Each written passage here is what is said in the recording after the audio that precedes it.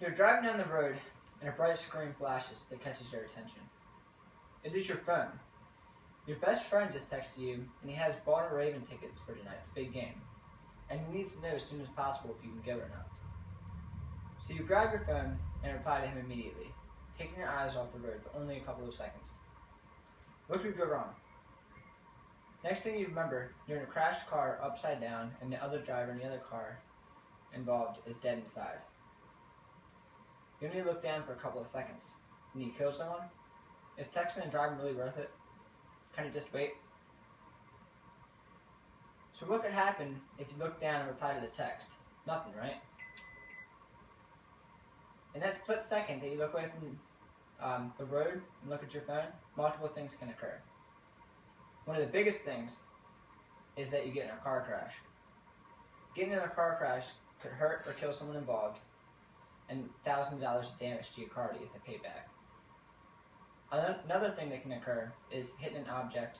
When you hit an object, you could owe the county or the company that you hit money for the damaged property.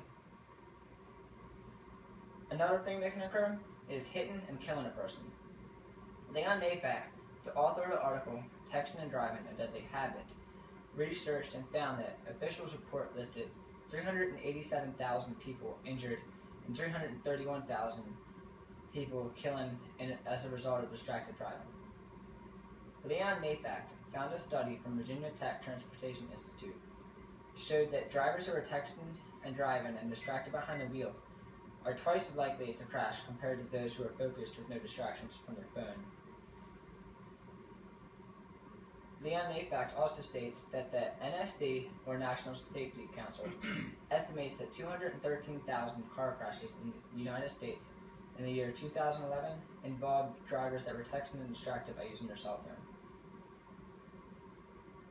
Robert Hagstrom, the author of Texting and Driving, A Dangerous Message, stated that in a study at Brunel and Stratford High School, 1 in every 3 teenagers between the ages of 16 to 17 said they at least texted and drive it once or multiple times.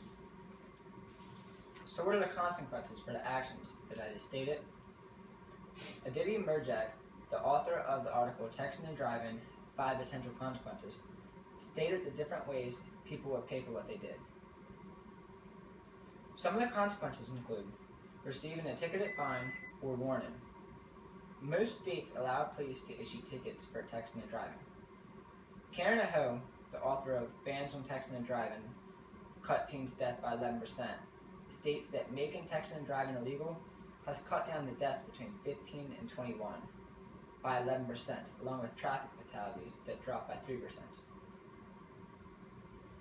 Driver's license points. Points can be given if a driver is texting and driving or talking on the phone and gets pulled over. Having multiple points can lead to drivers losing his or her privilege to drive by either being suspended or even revoked. Another consequence includes insurance penalties. When the driver gets points for texting and driving or gets in a car crash because of it, the insurance company can increase your insurance premiums per month. The last consequence could lead to criminal charges. If the cause of texting and driving got you in a crash or pulled over, you could get spend time in jail. So when people know all this information, why do they still do it? Even though people know that texting and driving has bad consequences and really dangerous, they still cannot look away from their phones when receiving a text message or email that comes through, right as your phone notifies you. Our phones are addictions and part of everyday's world. Barbara Ortudi, the author of the article, People Know the Dangers of Texting and Driving, but Do It Anyway, state that 98% of people driving that they are aware of the dangers of texting and driving, but 3/4 of them stated that they text and drive.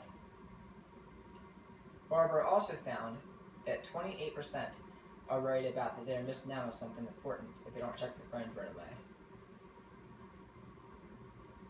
Leon, from Texting and Driving, A Deadly Habit, states that the reason why we cannot leave our phones alone is because the habit which is formed when we do something so often, it becomes automatic and part of our daily routine. It becomes almost an addiction. Psychologists believe habits revolve around triggers.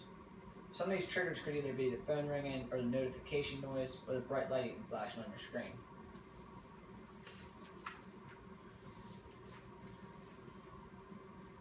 Even though it's hard to resist the phone, and when we're used to texting back so quickly to the phone, stop and think of the consequences that you all could be facing. Sometimes that text message could be important, and if it is, then pull over on the side of the road, then respond to the message, or call that person. When driving, however, is it really worth losing your car, your license, or even your life because of it? Or you could also kill or injure someone else and ruin their life. You have to live with the regret every time you pick up your phone and look at your phone forever. So the next time you think about picking up the phone or operating it while you're operating a vehicle, ask yourself one question: is it worth it?